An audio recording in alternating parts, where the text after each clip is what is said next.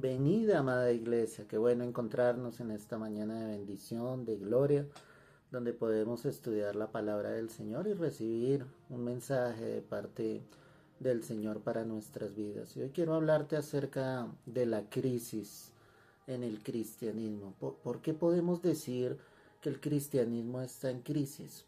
Y una de las razones principales, que es la que quiero exponer en esta mañana, es la falta de la presencia de Dios en los que dicen ser cristianos. El cristiano solo quiere recibir la bendición de Dios, el cristiano solamente quiere recibir de parte del Señor su amor, su misericordia, ¿sí? Las bendiciones terrenales, pero no está preocupado realmente por buscar la presencia del Señor. En Éxodo 33, el verso 15, dice la preciosa palabra del Señor: así, mi amada. Y Moisés respondió: si tu presencia no ha de ir conmigo, no nos saques de aquí.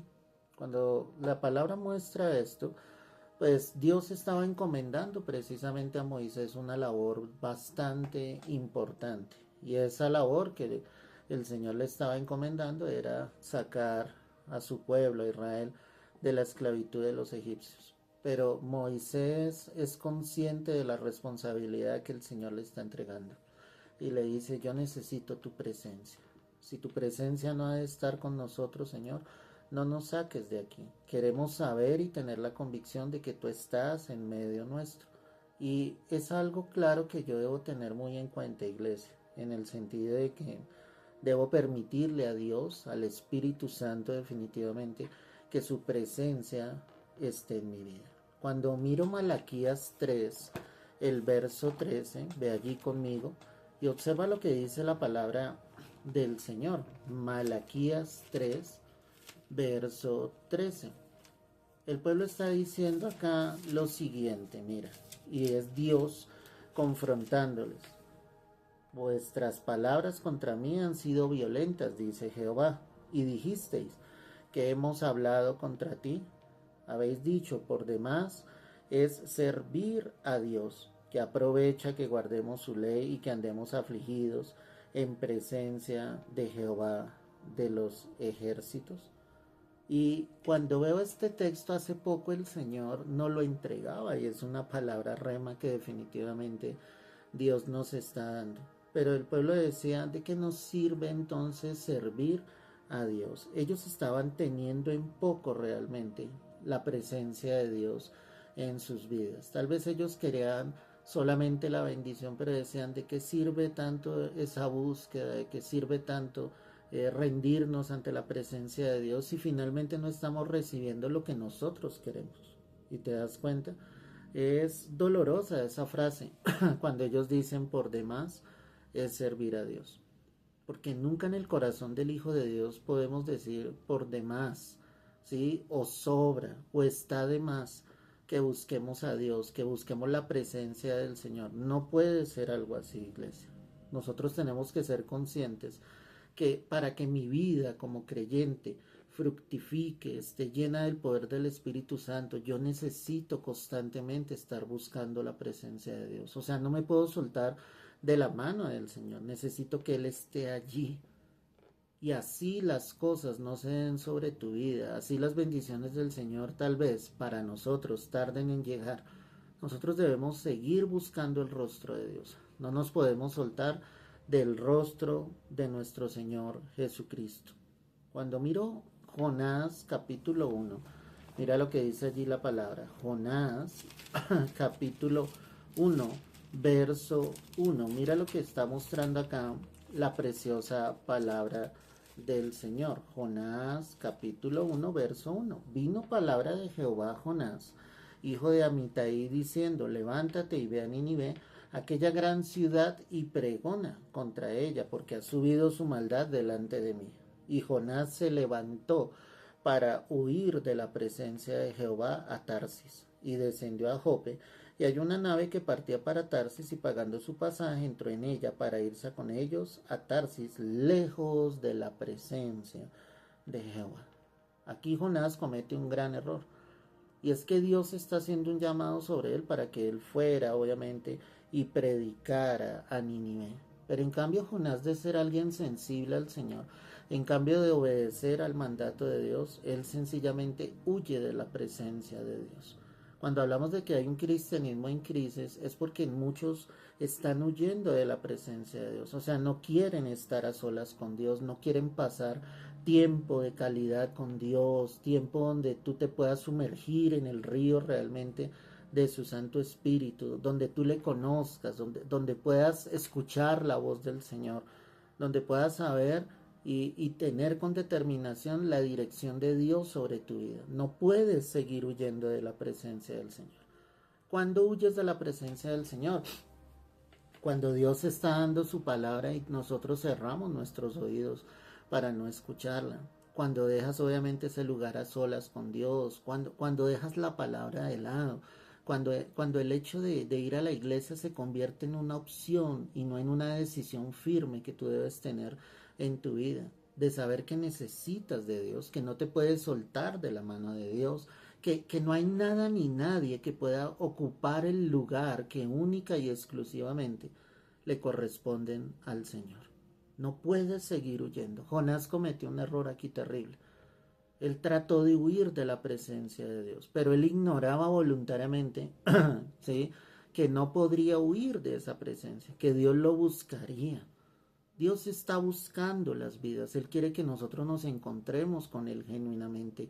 Que tu evangelio no sea un evangelio de palabras, sino que sea un evangelio donde realmente tú le permitas al Espíritu Santo estar allí en su presencia, deleitarte en Él, conocerlo cada día más. Cuando miro el libro del profeta Daniel, ve allí conmigo, Daniel 10, capítulo 10. Mira lo que dice acá la palabra. Daniel 10. Y mira allí el verso 2. En aquellos días, yo Daniel estuve afligido por espacio de 3 semanas. No comí manjar delicado, ni entró en mi boca carne, ni vino, ni me ungí con ungüento, hasta que se cumplieron las 3 semanas. Y el día 24 del mes primero estaba yo a la orilla del gran río Hidekel, y alcé mis ojos y miré aquí un varón vestido de lino y ceñido sus lomos de oro de Ufaz. Su cuerpo era como de berilo, y su rostro parecía un relámpago, y sus ojos como antorchas de fuego, y sus brazos y sus pies como de color de bronce bruñido, y el sonido de sus palabras como el estruendo de una multitud. Y solo yo, Daniel, vi aquella visión, y no la vieron los hombres que estaban conmigo, sino que se apoderó de ellos un gran temor, y huyeron y se escondieron. Quedé pues yo solo y vi esta gran visión, y no quedó fuerza en mí. Antes en mi fuerza se cambió en desfallecimiento, y no tuve vigor alguno. Pero oí el sonido de sus palabras, y al oír el sonido de sus palabras caí sobre mi rostro en un profundo sueño, con mi rostro en tierra. Y aquí una mano me tocó e hizo que me pusiese sobre mis rodillas y sobre las palmas de mis manos. Amén y amén. Acá Daniel está viviendo una visión gloriosa, pero lo que quiero que enfoques acá, ¿sí?, es que dice la escritura acá que Daniel era el único que estaba viendo esta gran visión, que los que estaban con él sencillamente huyeron, ¿sí?, se escondieron, no veían con claridad lo que Daniel estaba viendo, pero ellos sabían que algo estaba sucediendo en la vida de Daniel, ¿sí? Se quedó sin vigor, desfalleció totalmente. Y definitivamente las personas que dicen ser cristianas hoy están en crisis porque no se están humillando realmente ante la presencia del Señor. Esta visión gloriosa, que es una visión prácticamente donde Dios se aparece ante Daniel, donde Dios muestra su gloria. Toda la descripción que vimos acá por tiempo no la podemos estudiar a profundidad, pero ahí tú te das cuenta que era Dios mismo revelándose a la vida de Daniel. Cuando él ve entonces esa gran visión, dice la escritura, ¿sí?, que quedó él solo, y él fue el que vio esa gran visión. No quedó en él fuerza, antes su fuerza cambió en desfallecimiento y no tuvo vigor, ¿qué?, alguno. Imagínate. Y Daniel supuestamente era un hombre de oración, que dice la escritura que 3 veces al día abría las ventanas de su recámara y sencillamente se postraba ante la presencia de Dios, adorándolo, exaltándolo, buscando el rostro del Señor. Y aún así, dice que cuando él vio esta gran visión quedó desfallecido, sin fuerzas totalmente. La presencia de Dios en la vida del cristiano hará que tú tengas vigor, hará que tú tengas fortaleza, permitirá que tú puedas ver con claridad los planes, los propósitos de Dios sobre tu vida. Estos otros que estaban con él sencillamente huyeron, ellos no entendían. Y eso pasa cuando una vida no discierne en el ámbito espiritual la presencia de Dios. Ellos tratan de huir como lo hizo el mismo Jonás. Ellos no entienden, ellos no comprenden qué es lo que está pasando con las demás personas. Pero cuando hay alguien que realmente tiene comunión con Dios, jamás, obviamente, nosotros dejaremos de humillarnos ante su presencia. Es imposible sentir la presencia de Dios y no postrarnos ante Él. Y cuando digo postrarnos es humillarnos, es doblar nuestras rodillas. Y a veces más que doblar las rodillas es doblar el corazón, humillar el corazón delante del Señor. Eso es lo que Dios quiere verdaderamente de su pueblo. En Eclesiastés 8, el verso 12, mira lo que dice la escritura. Eclesiastés 8, verso 12. Aunque el pecador haga mal 100 veces y prolongue sus días, con todo, yo sé que les irá bien a los que a Dios temen, los que temen ante su presencia. ¿Qué pasaje el que Salomón está expresando acá? El cristianismo ha entrado en crisis, iglesia, porque sencillamente ya no temen ante la presencia de Dios. Por lo contrario, están siendo soberbios, orgullosos, desafían a Dios con sus palabras, con sus actos. ¿Ves? Y en este contexto en el que obviamente Salomón está hablando, dice, no importa lo que haga el pecador, y así le vaya bien al pecador, y así prolongue sus días sobre esta tierra. Él decía, yo sé que le irá bien y mucho mejor a los que temen ante la presencia de Dios. Ahí es donde hay un verdadero cristiano, ¿ves? El que es temeroso de Dios, el que se guarda para Dios, el que quiere estar apartado para el Señor, el que realmente dice, Señor, yo necesito estar en tu presencia. Allí es donde está el secreto de tu bendición. Allí es donde tú encontrarás que no vas a entrar en esa crisis, porque en medio de las pruebas, de los desiertos que Dios mismo permita sobre tu vida, tú estarás sostenido por la mano poderosa de nuestro Padre Celestial. Pero porque buscas realmente la presencia del Señor, porque temes ante la presencia de Él, porque sabes realmente que Él está en los cielos y nosotros acá en la tierra. Es tiempo, iglesia, de volver a intimar con Dios. Es tiempo de volver a entrar en nuestro lugar secreto y buscar el rostro de nuestro Señor. En el libro del profeta Isaías, el capítulo 2, el verso 10, dice la escritura así: métete en la peña, escóndete en el polvo, de la presencia temible de Jehová y del resplandor de su majestad. ¿Ves? Cuando el Señor está hablando de esto, Él está hablando de un juicio que traería sobre aquellas naciones que se habían ensoberbecido, se habían llenado de orgullo, de altivez en su corazón. Y cuando Dios está hablando acerca de ese juicio, le dice, escóndanse en la peña, escóndase en el polvo, de la presencia temible de Jehová y del resplandor de su majestad. ¿Te das cuenta? Cuando Dios traiga su juicio sobre esta tierra, ahí sí muchos van a temer a la presencia de Dios. Ahí sí muchos se van a atemorizar. Pero nosotros, siendo conscientes de esto, tememos desde ya a la presencia de Dios. Tememos y sabemos fielmente que el Señor obviamente traerá ese juicio de condenación a todos los que no quisieron creer en Él, no porque a Dios le plazca o sencillamente se goce en esos juicios, sino sencillamente porque desobedecieron, porque no quisieron aceptar al Redentor, al Salvador de este mundo. Hay que temer ante la presencia de Dios. Iglesia, tenemos que ser conscientes de que Dios es real. tenemos que ser reverentes a Dios. No podemos buscar a Dios a nuestro capricho o a nuestro antojo.